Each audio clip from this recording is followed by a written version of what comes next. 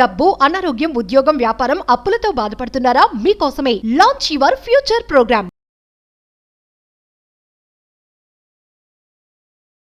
నమస్తే కళ్యాణ్ గారు. నమస్తే జయ గారు. కళ్యాణ్ గారు, రామకృష్ణ అని మనకు ఒక పెద్ద ఆయన మెయిల్ చేశారండి. ఆయన వయసును కూడా మెన్షన్ చేశారు కాబట్టి నేను పెద్ద ఆయన అని చెప్తున్నాను. పెద్ద ఆయన చేయటం చాలా చాలా బాధ అనిపించిందండి నాకైతే. ఇమీడియట్గా మీతో మాట్లాడించాలి అనిపించింది. తప్పకుండా జయ గారు, ఒకసారి కాల్ చేసేస్తానండి. తప్పకుండా. ఏంటి వృద్ధాప్యంలో అంత సమస్య? చాలా అంటే తీవ్రంగా ఉంది సమస్య కూడా.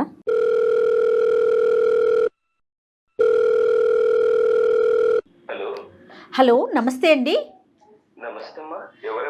నేను జయానండి, అందమైన జీవితం ప్రోగ్రామ్ నుంచి కాల్ చేస్తున్నాను.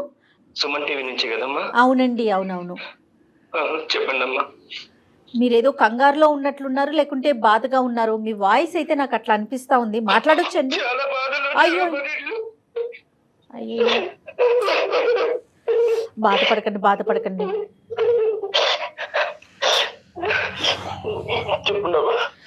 బాధపడకండి, కొంచెం స్థిమితంగా కూర్చోండి. నాతో పాటు డాక్టర్ కళ్యాణ్ చక్రవర్తి గారు ఉన్నారు. ఒక్కసారి మాట్లాడండి అండి, ఒక్క నిమిషం. మనసే బాధ అనిపించేస్తాం. రామకృష్ణ గారు. రామకృష్ణ గారు నమస్తే అండి. నమస్తే సార్. కొద్ది గుండె నిబ్బరపరుచుకుని కొద్దిగా చెప్పాలి మాకు. ఆవిడ క్యాన్సర్ అండి. అయ్యో, 4వ స్టేజ్లో ఉంది సార్. 4th stage. అయ్యో, మా అబ్బాయి ఎంత పిలిచినా రావట్లేదండి. మీ అబ్బాయి ఎక్కడున్నాడండి? అమెరికాలో ఉన్నాడు. అమెరికాలో ఉన్నాడు సార్. ప్రెసెంట్ ఇప్పుడు ముంబైలో ఉన్నాడు సార్. ముంబైలో ఉన్నాడు. అవును సార్. ఎందుకంటే అంత కఠినంగా ఉన్నాడు అబ్బాయి? అంటే తల్లి 4వ స్టేజ్ క్యాన్సర్ లో ఉన్నా కూడా చూడటానికి రాకపోయినంత తప్పు మీరేం చేశారు? ఏం లేదండి, వాడు చిన్న పురిట్లో ఉన్నప్పుడే వాళ్ళ అమ్మ చనిపోయింది సార్. పురిట్లో ఉన్నప్పుడు వాళ్ళ అమ్మగారు చనిపోయారు. వాళ్ళ అమ్మగారు చనిపోయారు. మేము దత్తగా తీసుకున్నాం సార్ వాడిని. వాళ్ళ నాన్న 40 రోజులు కాకముందే ఇంకొక పెళ్లి చేసుకున్నాడు సార్. వాళ్ళ నాన్న సరిగ్గా చూసుకోకపోతే మా ఆవిడ చూసి వాడిని ఏమండి మనం దత్తత తీసుకుందామండి, మన దగ్గర పిల్లలు లేరు కదా, మన ఇల్లు మన సంసారంలో వాడు ఒకడు ఉంటాడండి, వాడిని మన పిల్లల్లా చూసుకుందామండి అంటే నేను వాడిని దత్తత తీసుకున్నాను సార్. నాది సెంట్రల్ గవర్నమెంట్ ఉద్యోగం సార్ నాది.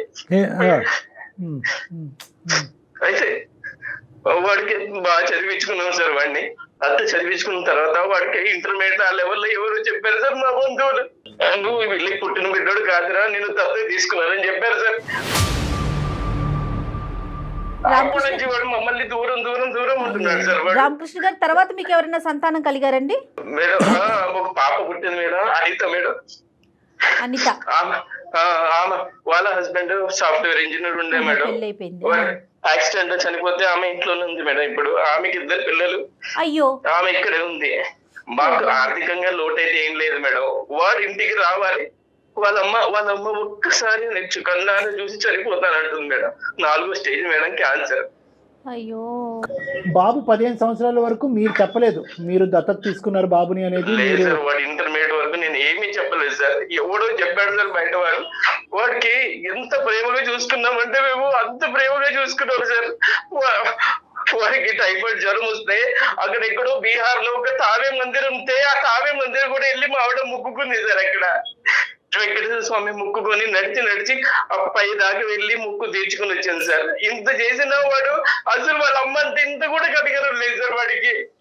వాస్తవానికి ఏంటంటే అనితని ఎంత బాగా చూసుకున్నారో బహుశా అదే స్థాయిలో దత్తత తీసుకున్నట్టు అదే స్థాయిలో చూసుకున్నాను సార్. అదే కదా సార్ నా బాధ.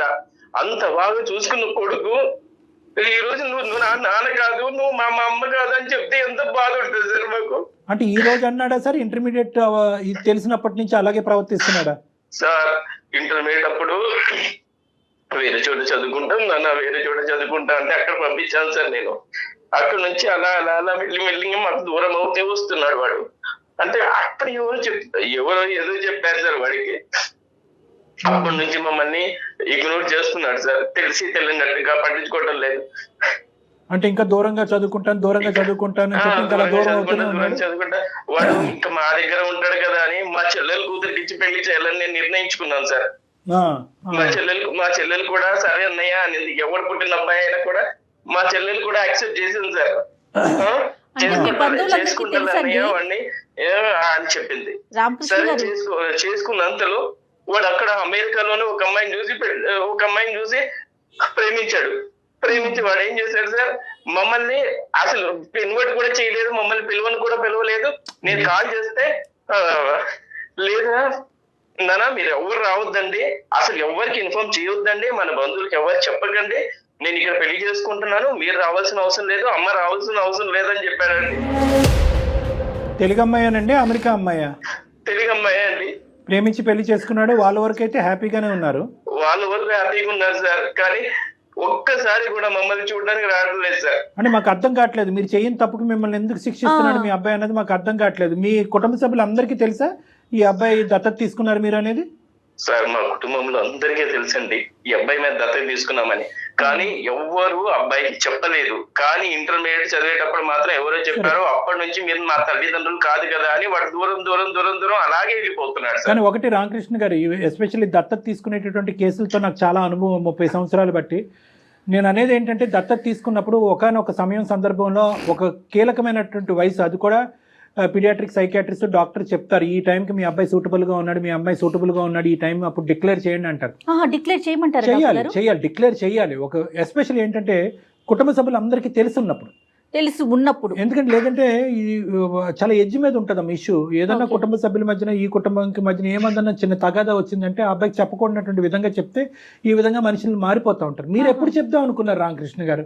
నేను అసలు నా మనసులో వాడు వేరే అబ్బాయి అన్నది నాకు లేదు సార్, మా సొంత అబ్బాయిలాగే చూసుకున్నాం సార్. మీకు లేదు కానీ చెప్పాలన్న ఉద్దేశం కూడా నాకు లేదు. కాదు మీకు లేదు కానీ వేరే వాళ్ళ ద్వారా ఇటువంటి పిల్లలు తెలుసుకుంటే కనుక వాళ్ళు ఎలా రియాక్ట్ అవుతారో అనేది కూడా మనం ఆలోచించాలి. అంటే మీరు ఎంత బాగా చూసుకున్నా కూడా నా తల్లిదండ్రులు వీళ్ళు కాదా, నన్ను పెంచి పెద్ద చేసినటువంటి తల్లిదండ్రులు వీరు కాదా అనేటటువంటి మనస్తాపం, బాధ ఏదైతే ఉంటుందో అది ఈరోజు మీకు నాకు ఎవరికి కూడా ఊహించుకున్నంత ఎత్తులో ఉంటుంది ఆ బాధ. సరే, అవన్నీ తర్వాత విషయాలు. అనితతో మాట్లాడతాడా మీ కూతురుతో? అమ్మాయితో కూడా ఏమైనా సంబంధం లేదా? లేదండి, అనిత మా దగ్గరే ఉంటుందండి. అనితతో కూడా వాళ్ళ హస్బెండ్ యాక్సిడెంట్ లో పోయిన దగ్గర నుంచి అమ్మాయి మా దగ్గరే ఉంటుంది. అసలు సొంత అన్నలాగే ప్రేమిస్తుంది. అసలు మేము ఎప్పుడు ఇద్దరు పిల్లల్లో తేడా ఎప్పుడు చూపెట్టలేదు సార్. కానీ అతను అమెరికాకి వెళ్ళడానికి సపోర్ట్ అంతా మొత్తం చదివించటం, పెంచటం, పంపించటం మొత్తం మీరే చూసుంటారు కదండి? అన్ని మేమే చూసాం మేడం, నేను మా ఆవిడ. మీ అబ్బాయి పేరేంటి రామకృష్ణ గారు? హర్షద్ సార్. హర్షద్ సార్, మేము హర్ష అని పిలుస్తాం. హర్ష సార్, ఇప్పుడు హర్ష మనసులో ఈ విధమైనటువంటి ఒక అభిప్రాయం ఉంది, మిమ్మల్ని చూడకూడదు, మీ కుటుంబాన్ని కాదనుకుంటున్నాడు, పెంచినటువంటి తల్లిదండ్రులను వద్దనుకుంటున్నాడు అనేది ఇప్పుడు మీ భార్య గారు 4వ స్టేజ్ క్యాన్సర్లో ఉన్న తర్వాత తెలిసిందా? అంతకు ముందు నుంచే మీకు ఒక హింట్ ఉందా? సార్ అంతకు ముందు నుంచే ఉంది సార్. మాతో ఉండడం వాడికి ఇష్టం లేదు. నా కూతురికి ఎంత విలువిస్తున్నానో నా కొడుకు కూడా నేను అంతే విలువిస్తున్నాను సార్. ఇద్దరికి సమానంగానే పంచుతాను సార్ నేను. ఇది డబ్బుకి ఆస్తికి సంబంధించిందంటే కనుక ఈ లెక్క ఇక్కడ వరకు కూడా వచ్చి ఉండేది కాదండి. ఫస్ట్ ఆఫ్ ఆల్ మనం కనుక్కోవాల్సింది ఏంటంటే ఆ అబ్బాయి మనసులో ఎటువంటి భావం ఉందన్నది మనం కనుక్కోవాలి. ఫస్ట్ అక్కడి నుంచి మనం కనుక్కోగలితే అసలు మనతో మాట్లాడితే కనుక అది ఒక మెట్టు ఎక్కినట్టే. మనతో అసలు మాట్లాడతాడా లేదా అనేది ఫస్ట్ మనం చూడాలి. ఆ అబ్బాయి ప్రస్తుతం ఎక్కడున్నాడు రామకృష్ణ గారు? సార్ ముంబైలో ఉన్నాడు సార్, ఏదో పని మీద వచ్చాడు వాడు. మరి మీరు ఫోన్ కలిపితే ఎత్తుతాడా లేదంటే మేమే కలపాలా? సార్ నేను కలిపితే అసలు ఎత్తడం లేదు సార్. నా ఫోన్ ఎత్తటంలా, నా కూతురు ఫోన్ ఎత్తడం లేదు. వాడు మనమే కలపాలి. మనమే కాల్ చేద్దాం. అయితే రామకృష్ణ గారు మీరు నెంబర్ ఫార్వర్డ్ చేశారంటే నేను ఒకసారి అతనికి కాల్ చేసి మాట్లాడతాను. సరే మేడం, నేను ఫార్వర్డ్ చేస్తున్నాను. రైట్ అండి. పాప ఆయన మాట కూడా మాట్లాడలేకపోతున్నాను.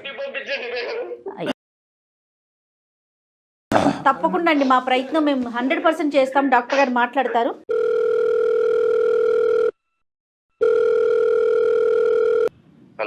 హలో, నమస్తే అండి హర్షిత్ గారు. నా పేరు జయ అండి. నేను సుమన్ టీవీ అందమైన జీవితం ప్రోగ్రామ్ నుంచి మాట్లాడుతున్నాను. నాతో పాటు డాక్టర్ కళ్యాణ్ చక్రవర్తి గారు ఉన్నారు. ఒక 5 minutes మీతో మాట్లాడొచ్చా? Okay, but why? అంటే ఒక చిన్న ఇష్యూ ఒకటి ఉండింది, దాని గురించి మాట్లాడదామని. సారీ అండి, మీ పర్మిషన్ లేకుండా మీకు కాల్ చేశాము. సుమన్ టీవీ ఇది అందమైన జీవితం అని ఒక పెద్ద ప్రోగ్రామ్ని మనం కండక్ట్ చేస్తూ ఉంటాము. ఎవరైతే సమస్యతో ఉన్నారో వాళ్ళకి డాక్టర్ కళ్యాణ్ చక్రవర్తి గారు తగిన సలహాలు సూచనలు ఇచ్చి వాళ్ళ సమస్యకు ఒక పరిష్కార దిశగా మేము తీసుకెళ్తామండి. సో మా దాకా ఒక సమస్య వచ్చింది మీ ఫ్యామిలీకి సంబంధించి.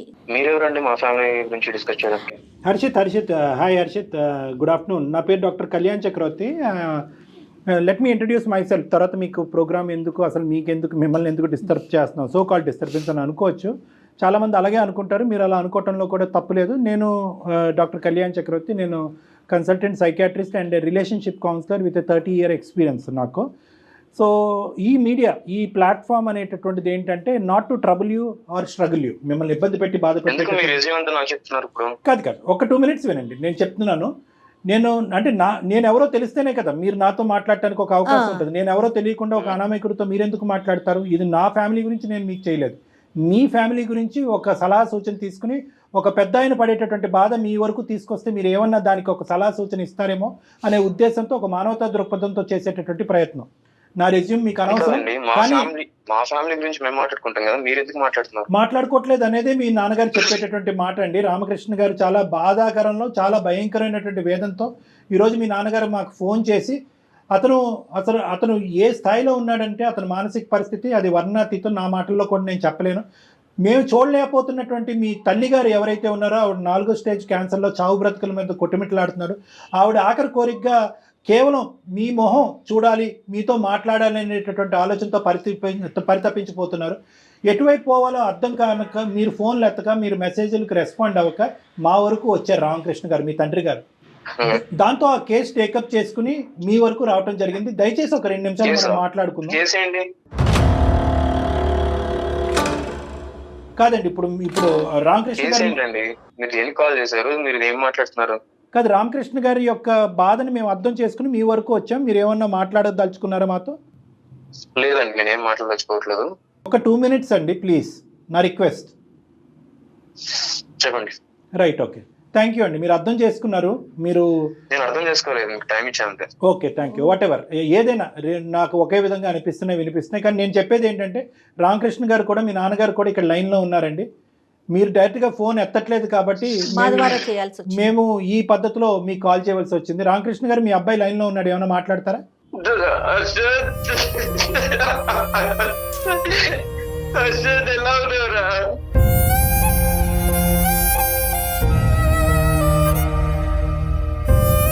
నేను బాగానే ఉన్నాను కానీ మీరు ఎందుకు ఇలా ఏడుస్తున్నారు ఇప్పుడు?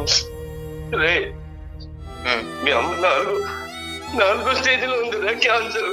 నిన్ను ఎప్పటి నుంచి నేను కాలు ట్రై చేస్తున్నాను, నాకు ఆగదురా.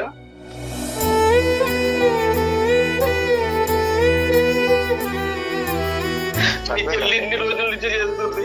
మీ అమ్మ చావు బతుకులో కొట్టు బిట్టాడుతుంది. అది చనిపోయిందా?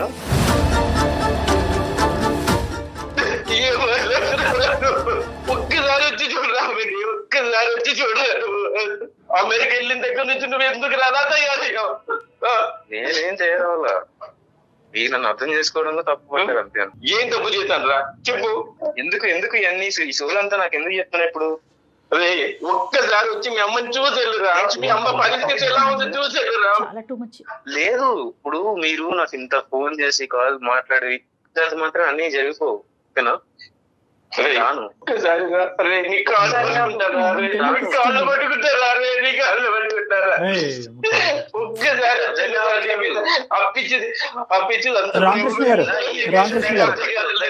రామకృష్ణ గారు, హర్షిత్ ఒక్క నిమిషం. రామకృష్ణ గారు ఒక్క నిమిషం, నేను ఉన్నాను ఇక్కడ. ఒక 2 నిమిషాలు మనం మాట్లాడుకుందాం. హర్షిత్, నువ్వు ఇంత కఠినంగా మాట్లాడుతున్నావు, కానీ నిన్ను నిలదీసి నిన్ను ఒక పద్ధతిలో మాట్లాడేటటువంటి కెపాసిటీ నాకు ఉన్నా కూడా నేను అలా మాట్లాడాలని అనుకోవట్లేదు. ఎందుకు అంటే కనుక ఈరోజు మీరెవరండి అని చెప్పి 2 నిమిషాల్లో నువ్వు ఫోన్ పెట్టేస్తే కనుక ఇంక ఈ కథ కంచికెళ్ళినట్టే, మనం ఏం చేయలేం. ఆ పెద్ద అయినటువంటి మనసు, అతను పడేటటువంటి బాధని, ఇంట్లో ఉన్నటువంటి మీ తల్లి యొక్క దిక్కులేనటువంటి పరిస్థితిని చూస్తూ నేను నీతో ఇప్పటికీ కూడా మర్యాదగా నిదానంగానే మాట్లాడాలని అనుకుంటున్నాను. అది నా సంస్కారం అనుకుంటాను, నా అనుభవం అని అనుకుంటున్నాను. రెండే మాట్లాడి పెద్ద ఆయన చేయటానికి 2 కారణాలు ఉన్నాయి. ఒకటి, నాయన చావు బతుకుల్లో ఉండేటటువంటి నీ తల్లిని చూడటానికి ఒకసారి రారా బాబు అని ఒక రిక్వెస్ట్. ఒక నిమిషం, తల్లి కాదు నాన్న, తల్లిని. 1 నిమిషం నాన్న, ఈ డిబేట్ లోకి వెళ్తే మనం ఎంతసేపైనా మాట్లాడుకోవచ్చు. ఎవరిని తల్లి అంటారు? ఎవరు తల్లి అంటే ఎవరు? అంటే నిన్ను కనీ పెంచి పెద్ద చేసి ఈ స్థాయి వరకు తీసుకొచ్చినటువంటి వ్యక్తిని తల్లి అంటాం తప్ప. అంటే ఓన్లీ కనకపోతే తల్లి కారా అండి? పెంచి పెద్ద చేయలేదు, ఆవిడ తల్లి కాదా మీకు? ఆవిడ చేసిన ప్రయత్నాలు కాదు. నాకు నా దృష్టిలో ఎప్పుడైనా కానీ నన్ను కన్న వాళ్ళే నా తల్లిదండ్రులు, పెంచిన వాళ్ళు కాదు. సరే, మీకంటే ఇది పెట్టుకుని నేను బయట సమాజంలో నేను తిరగలేనప్పుడు. మీరు ఆ ట్యాగ్ గురించి బాధపడుతున్నారా? అంటే నాకు నన్ను నేను ఆ ట్యాగ్ గురించి నేను వాళ్ళ దూరం పెట్టింది కూడా దాని గురించి. నాకు అవసరం లేదండి అలాంటి రిలేషన్స్, నాకు అవసరం లేదు అలాంటి ఎమోషన్స్, నాకు వద్దు. అంటే ఎందుకు ఒక పేరు సంపాదించుకున్నాను, ఎందుకు ఫలానా అని చెప్పేసి నన్ను ఎవరు నోటీస్ చేయొద్దు. కాదు, ఎందుకు బాధపడుతున్నారు మీరు? నాకు అర్థం కానినటువంటిది ఏంటంటే, ఓకే మీకు అనిపించేటటువంటి ఒక అంశం అంటే, నాకు కన్న తల్లి ఏ తల్లి అయితే నన్ను కన్నదో ఆ తల్లి నన్ను పెంచి పెద్ద చేస్తే కనుక అది మీకు నచ్చుతుంది. ఏ తల్లి అయితే కనుక కనదో, ఏ తల్లి అయితే కనుక మమకారంగా మిమ్మల్ని పెంచుతుందో ఆ తల్లి చేయనటువంటి పాపానికి ఈరోజు శిక్ష అనిపించాలా? మీరు అనుకుంటే నేను ఏం చేయలేనండి. నాకు ఇక్కడ కావాల్సిందంటే ఏంటి, నాకు సమాజంలో కొంచెం ఒక పేరు కావాలి. సో వీళ్ళ వల్ల నా పేరు అనేది స్పాయిల్ అయ్యేలా ఉంది. అది ఒక నాకు తెలియదు రీజన్ ఏంటి, ఎట్లా ఏ విధంగా అవుతుందో మరి మీ కాన్సెప్ట్ ఏంటో మాకు అర్థం కావట్లేదండి హర్ష గారు. ఏ విధంగా మీ పేరు, నేను వాళ్ళ పేరెంట్స్ యాక్సెప్ట్ చేయనండి. మీరే అది మీరే చెప్పండి, సమాజం మీద రుద్దమాకండి. హలో హర్ష గారు మీరు చెప్పేదే మాట్లాడుతున్నారు, మేము చెప్పేది ఒకసారి వినండి. అది మీ అభిప్రాయం, సమాజానికి ఉండదు అలాంటి అభిప్రాయాలు. అంటే అటువంటి అనుభవం మీకు ఏమన్నా ఉంటే చెప్పండి. అంటే ఎవరైనా మిమ్మల్ని చిన్న చూపు చేశారా? దత్తత తీసుకున్నారా? నువ్వు ఆవిడకు పుట్టినటువంటి బిడ్డో కాదు అని ఎవరన్నా మిమ్మల్ని చిన్న చూపు చేశారా? చాలా సందర్భాలు నేను ఫేస్ చేశాను కాబట్టి అంత పెంచిన వాళ్ళు కూడా కాదని ఎందుకు వచ్చేసాను. నేను ఎంత బాగా హర్ట్ అయి ఉంటాను వాటి గురించి. నేను అలాంటి ఫేస్ చేశాను చాలా. అదే నేను వాళ్ళకి దూరం పెట్టేశాను. మీరు ఇంతలాగా మాట్లాడుతున్నప్పుడు I'm not ready to face that. Okay, మీరు you are not ready to face that. But where is this originating from అనేది ఒక్కసారి ఒక సైకాట్రిస్ట్గా అనలైజ్ చేసుకుంటున్నాను. ఎక్కడి నుంచి ఇది పుట్టుకొచ్చింది? ఎందుకంటే మీరు ఇంత కఠినంగా ఆవిడ ఉందా, చనిపోయిందా, మీరు ఎందుకు ఇలాంటి సీరియల్ నాటకం ఆడుతున్నారు, ఇలాంటి మాటలు అన్నా కూడా నేను మధ్యలో దూరి నా కోపాన్ని వ్యక్తపరచలేదు. ఎందుకంటే కనుక ఆ లేత వయసులో, ఏదంటే 15 to 17 years వయసులో, ఇంటర్మీడియట్ టైంలో ఎవరో మీకు వీళ్ళు కాదురా నీ తల్లిదండ్రులు వాళ్ళు అని చెప్పినప్పుడు మీ మనసు ఎంత గాయపడిందో అనేది నాకు అర్థమైంది. రెండోది ఏంటంటే కనుక, ఒకటికి చాలా సందర్భాల్లో నువ్వు దత్తపుత్రుడు అనేటటువంటి మాట అనటం వల్ల మీ మనసు గాయపడి ఉంటుంది అనేది కూడా నాకు అర్థమైంది. కానీ నేను ఇంకొక యాంగిల్లోంచి వస్తున్నాను.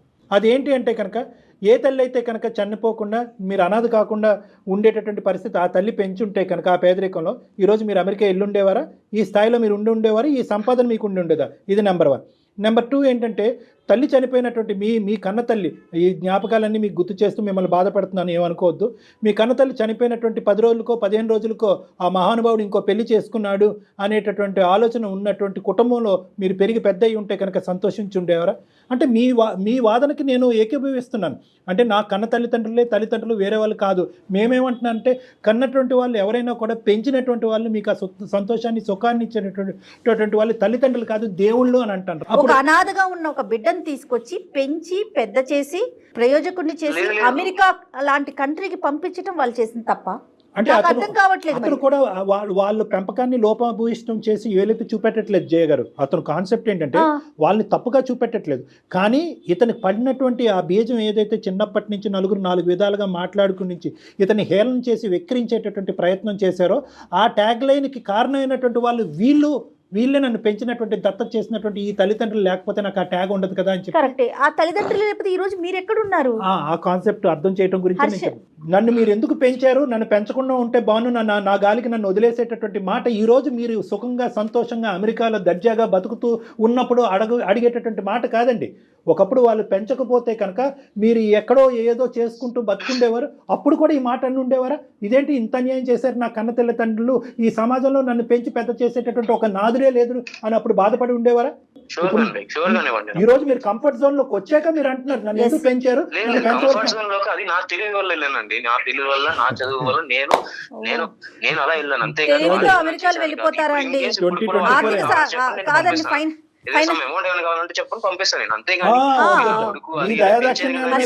హర్ష గారు మా ఫ్యామిలీలో కూడా పిల్లలందరూ కూడా అబ్రాడ్ కంట్రీస్ లో ఉన్నారండి. ఓన్లీ తెలివితేటలతో వెళ్ళిపోరు, ఫైనాన్షియల్ సపోర్ట్ కూడా కావాలి. ఓహో, ఇప్పుడు మీరు ఎవరిని కొనక్కర్లేదు, అటువంటి దిక్కు లేనటువంటి స్థితిలో వాళ్ళే లేరు. వినండి హర్ష గారు, 2 నిమిషాలు. మీరు మాట్లాడేది అంతా కూడా చాలా 5th గేర్ లో మాట్లాడారు. మీరు 5th గేర్ లో మాట్లాడితే నేను 10th గేర్ లో మాట్లాడగలను, కానీ అది నా సంస్కారం కాదు. ఎందుకంటే ఈరోజు మీరు ఫోన్ పెట్టేస్తే కనుక ఆ మహానుభావుడికి ఇంకా కొడుకు అనేటటువంటి దిక్కు లేకుండా అతను ఇంకో దేనగాథలోకి వెళ్ళిపోతాడు. కాబట్టి అతను పాయింట్ ఆఫ్ వ్యూలోంచి నేను చాలా ఇదిగా మాట్లాడుతున్నాను. ఏమండి, మీకు తెలుసు మీకు తెలుసు ఎందుకు ఈ మాటలన్నీ. మీ ఓన్లీ మీ తెలివితేటల వల్లే వెళ్ళిపోయారు అక్కడికి. సోకాల్డ్ అమ్మ నాన్న, మీరు అమ్మ నాన్న అని పిలటానికి కూడా ఇష్టపడట్లేదు. ఇంతసేపు మాట్లాడుతున్నా నాన్న అని పదం రాలేదు మీ నోట్లో. నాన్న అనే పదం అని ఇంకో 4 తిట్లు తిట్టినా బాగానే ఉండేది. ఆ మానవుడు ఇంతటితో సరిపెట్టుకుంటానని ఫోన్ పెట్టేసి ఉండేవాడు. నాన్న అనే పదం కూడా రాలేదు. అంత పాపం ఏం చేశారండి వాళ్ళు? మిమ్మల్ని పెంచటమే తప్ప అంత పాపం ఏం చేశారండి? ఈరోజు ఆవిడ క్యాన్సర్తో చచ్చిపోతుంది. హర్ష గారు, ఆవిడ క్యాన్సర్తో చనిపోతుంది. ఏమైంది మానవత్వం? సార్ ఒక్కసారి మా ఆవిడతో మాట్లాడిస్తాం సార్ మా బాబు. ఈ బహుశా కొడుకు ఎక్కడో ఉన్నాడు, ఏదో చేసుకుంటున్నాడని ఫోన్ ఎత్తట్లేదని అనుకునేటటువంటి తత్వం వేరో, ఫోన్ ఎత్తిన తర్వాత ఇప్పుడు ఇక్కడ ఎవరు చనిపోయారని చెప్పి ఏడుస్తున్నాం అనే మాట ఇంకా భయంకరంగా ఉంటుంది. దయచేసి ఆవిడకి ఈ మాటలు వినిపించకూడదు. మనం ముగ్గురు మాట్లాడుకుందాం. హర్ష ఒక్క నిమిషం. హర్ష చెప్పండి ప్లీజ్ నాన్న, ప్లీజ్. మరీ ఎంత కఠోరంగా మాట్లాడితే నేను ఏమీ మాట్లాడలేను. కఠోరంగా నేను మాట్లాడలేదు. ఖచ్చితంగా కఠోరమే నాన్న. ఇది కఠినత్వం. కొన్ని వేలాది లక్షలాది మంది ఈ ప్రోగ్రామ్ చూసేటటువంటి వాళ్ళు, డాక్టర్ గారు మీరు అంత మర్యాద ఇచ్చి అంత నెమ్మదిగా అతనితో ఎందుకు మాట్లాడుతున్నారు అని అనేటటువంటి వాళ్ళు. అదే ఎందుకు నేను ఎటు పోదు కదా. కాకపోతే నా ఇంటెన్షన్ అది కాదు, నాకు వాళ్ళు వద్దు, అది నాకు మెయిన్ ప్రాబ్లం. నాకు వద్దు కాదండి, ఎవరో ఏదో చేసిన దానికి. సార్ కొద్దిసేపు నేను మాట్లాడాలంటే ఆయన సైలెంట్ గా ఉంటానండి. రామకృష్ణ గారు అతను ఏదో చెప్తారంట, వినండి. చెప్పండి హర్ష. నా మెయిన్ పాయింట్ ఏంటంటే నాకు వాళ్ళు వద్దు సార్. మీరు స్టార్టింగ్ నుంచి 10 నిమిషాలు కాదు, ఎంత స్టార్టింగ్ ఎంత ఒక 2 minutes అడిగారు కదా, మీరు 15 minutes టైం ఇచ్చినా కూడా నేను ఏదో చెప్తాను లాస్ట్ ఒకటి. నాకు తన అవసరం లేదు, వాళ్ళ అవసరం లేదు నాకు. తన మనసుకి పడిన గాయం కోసం వీళ్ళని ఇబ్బంది పెట్టడం కష్టం కాదు కదా. ఎంత గాయపడిన ఇంత గాయపడదు మేడం. హర్ష గారు మీరు చెప్పింది అయ్యిందా? మళ్ళీ నేను టైం ఇవ్వలేదు అంటారు, నేను మాట్లాడచ్చా? చెప్పండి. మీ తల్లిదండ్రులు ఇప్పటి వరకు 25-26 years వచ్చేంత వరకు మిమ్మల్ని ఎలా పెంచేవారు అనేది ఒక్కసారి మీ మాటల్లో మీరు చెప్పండి. ఏదైనా లోటు చేశారా? ఇవ్వకూడదు ఏదైనా ఇచ్చారా? ఇవ్వాల్సింది ఏదైనా ఇవ్వకుండా ఉన్నారా? ప్రేమ ఆప్యాయత అనేటటువంటిది పెంచుకున్నటువంటి అనితతో సరి సమానంగా కానీ, లేదంటే దానికి మించైనా కూడా మిమ్మల్ని బాగా చూసుకున్నారా? ఎక్కడైనా లోటు జరిగిందా? ఒక్క మాటలో చెప్పండి. లేదు, నాకు ఎక్కడ తేడా చూపించలేదు. అన్ని కరెక్ట్ గానే 100% కాదు కదా, 100% కాదు కదా, 200% వచ్చినాయి కదా మీకు. 200% వచ్చినాయి కదా, ఆ 200% వెనక్కి ఇచ్చేసేయండి. సరే అండి, ఇవ్వండి. ఇప్పుడు అదే అడుక్కుంటున్నాడు ఆ పెద్దాయన. మాకు కావాల్సిన ఈ వృద్ధాప్యంలో ఉండే చావు బ్రతుకుల్లో ఉండేటటువంటి మమ్మల్ని ఇద్దరిని ఆ ప్రేమ ఆప్యాయత ఇవ్వండి. మీరు ఇచ్చేటటువంటి డబ్బులు అక్కర్లేదు. ఇవ్వలేను. ఇప్పుడు నాకు వద్దనే కదా మీరు పాయింట్ మర్చిపోతున్నారండి. వాళ్ళు వద్దని చెప్తున్నారు మళ్ళీ ఏం సార్ ఆయన మధ్యలో. ఆయన వాయిస్ వినడానికి నాకు చిరాకు ఉంది ఇప్పుడు. ఇరిటేటింగ్ ఉంది అంతా. ఎక్కడ వినలేదు, చూడలేదు మేడం. ఇది చూడడం కూడా ఇలాంటి సమస్యను ఎక్కడ వినలేము. ఇది సమస్య కాదు మేడం, ఇది వన్ సైడెడ్ సమస్య. పోనీ మా నాన్న ఆ వయసులో ఇలా చేశాడు, మా అమ్మ ఇలా చేసింది కాబట్టి నేను ఇంత కఠోరంగా మారిపోయాను, నా కోడల్ని నా భార్యని ఇలా నాన్న మాటలు అన్నారు కాబట్టి నా భార్యని తీసుకుని నేను అమెరికా వచ్చి చూపించారు. ఇది కంప్లీట్ గా వన్ సైడెడ్. వీళ్ళు ఏం పాపం చేశారు? ఎలా హర్ష? ఈ ప్రాబ్లం కి మేము సొల్యూషన్ చెప్పలేము. ఐఎమ్ సారీ, మీరే చెప్పగలరు ఈ ప్రాబ్లం కి. వాళ్ళ వల్ల పడిన ఇబ్బందులు ఏంటి లేవంటున్నాడు కదా మేడం. 100 కాదు, 200% ఇబ్బంది లేదు. ఇది జస్ట్ ఈస్ ఫిక్సేషన్. అతని యొక్క ఫిక్సేషన్, అతని యొక్క కాన్సెప్ట్. ఏంటా కాన్సెప్ట్ అంటే కనుక, పెంచినటువంటి తల్లిదండ్రులు పెంచి ఈ లెవెల్ వరకు వచ్చాను, ఆ పెంచబడ్డటువంటి తల్లిదండ్రులకి ఒక కొడుకుగా అతను సమాజానికి చూపెట్టదలుచుకోలేదు. అతను కనేటటువంటి పిల్లలకి పలానా వాళ్ళు నేను దిక్కులేనప్పుడు వదిలేస్తే కనుక పలానా వాళ్ళు నాయనమ్మ తాతయ్య నేను పెంచారా అని పిల్లలకు చూపెట్టాలనుకోవట్లేదు. భార్యకి వీళ్ళు నన్ను పెంచినటువంటి అత్తమామ అన్నట్టుగా చూపెట్టుకోవట్లేదు. సో ఈ పెంచినటువంటి అనేటటువంటి ట్యాగ్ అతనికి నచ్చకపోవటం అనేది అతని బ్రెయిన్ లో పడినటువంటి ఒక ఫిక్సేషన్. అంతే కదా హర్ష? అంతే అండి, మీరు బాగా అర్థం చేసుకున్నారు. ఇంతే అర్థంగా కాళ్ళు పట్టుకుంటారు మాత్రం ఏమొస్తుంది? ఏమి రాదు నాన్న. ఎవరి కాళ్ళు ఎవరు పట్టుకున్నంత మాత్రం ఏమీ రాదు. కొంచెం పంపించండి సార్, మా వాడిని వచ్చి కాళ్ళు పట్టుకుంటాను. పోనీ రండి, ఆ విధంగా కాలు పట్టుకోండి ఒకసారి. ఆ తని తిరుగుతుంది ఆ మహాతల్లికి. పోనీ వచ్చి కాలు పట్టుకుని మీరు నా తల్లిదండ్రులు కాదు అనే మాట చెప్పడానికి గురించేనే ఇక్కడికి రండి. హర్ష గారు మాట్లాడుతున్నారండి మీరు. ఇంతగా ఒక పెద్ద ఆయన ఇన్నిసార్లు ఈ విధంగా మాట్లాడుతున్నా కూడా మీకు కనికరం అనిపించట్లేదండి? కనీసం వచ్చి ఒక్కసారి కనిపించి వెళ్ళిపోండి. ప్రేమ లేకపోయింది. నేను ఏం చెప్పాను, ఏం మాట్లాడాను అనేటటువంటిది నీకు నచ్చచ్చు నచ్చకపోవచ్చు. నెంబర్ 1, చెప్పా పెట్టకుండా నీకు ఫోన్ చేయటం, దానివల్ల మా మీద ఎంత కోపం ఉందో మాకు తెలియదు. కానీ ఇవన్నీ తీసి పక్కన పెట్టు. చిన్నప్పుడు మాట్లాడినటువంటి మాటలన్నీ తీసి పక్కన పెట్టు. 1కి 100 సార్లు నీ నోటు వెంట నువ్వే అన్నావు 210% నా తల్లిదండ్రులు నన్ను ప్రేమించారని చెప్పి. ఏ మచ్చ లేనటువంటి ఈ పెంపకాన్ని ఎందుకు ఇలా శిక్షిస్తున్నావు? ఒక్క 2 నిమిషాలు ఆలోచించు. బతిమాలుకుంటున్నాను, వేడుకుంటున్నాను, అడుక్కుంటున్నాను. రామకృష్ణ గారు, మీ అబ్బాయితో ఏమైనా చెప్పాలి అనుకుంటున్నారా? సార్ చాలా ఉంది సార్ చెప్పడానికి. మీ అమ్మ చేసిన తప్పు ఏమన్నా ఉంటారా? నేను ఏమన్నా తప్పు చేస్తానంటే శిక్షించరా? ఒక్కసారి ఒక్కసారి హర్ష, ఒక్కసారి హర్ష, చెప్పండి సార్, ఇప్పుడు ఏం చేయమన్నా చెప్పండి. నేను ఏం చేయటం కాదు నాన్న, ఏం చేయాలో నీకు తెలుసు. మేం చెప్పేవాళ్ళం ఎవరు నీకు నీకే తెలుసు. తెలుసు. నీది మరీ అంత కఠోరమైనటువంటి మనసు కాదు.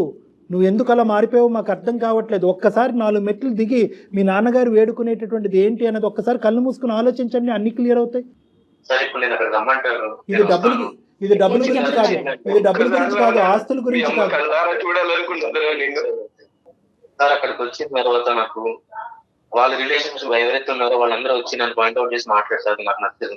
ఇంకొకటి ఏంటంటే చిల్లి భర్త లేడు, చిల్లి పిల్లలు ఇలా అని చెప్పేసి ఈ రిలేషన్స్, ఈ ఎమోషన్స్ అన్ని తీసుకొచ్చి నన్ను ఎత్తులు పెట్టద్దు అని చెప్పండి సార్.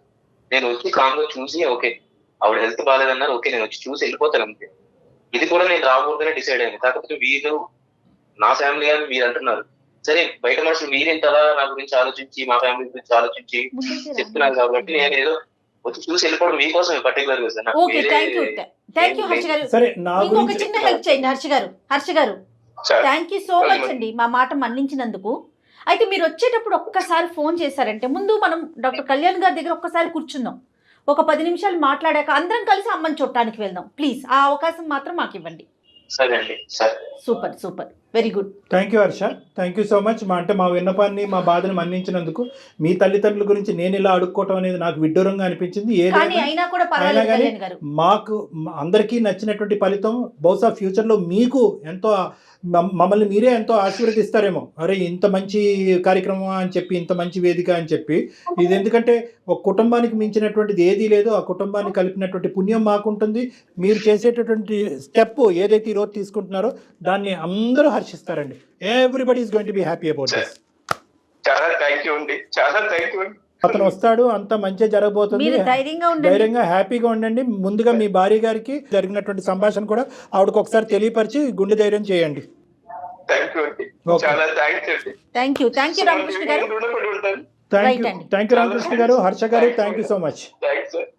కళ్యాణ్ గారు, మీ ఒపీనియన్ తీసుకోకుండానే నేను మిమ్మల్ని కలవమని చెప్పాను. రీజన్ ఏంటంటే వన్స్ ఒక్కసారి మీ దగ్గరికి వచ్చి కూర్చొని మీతో ఒక్క 10 నిమిషాలు మాట్లాడితే తన మనసు మారుతుందన్న నా అభిప్రాయం. అంతేనండి, ఫోన్ కన్నా కూడా డైరెక్ట్గా అనేసరికి మనసులో బాధ కానీ ఏదైనా కూడా మీరు బయటకు తీసేయగలుగుతారని ఒక అభిప్రాయం అండి.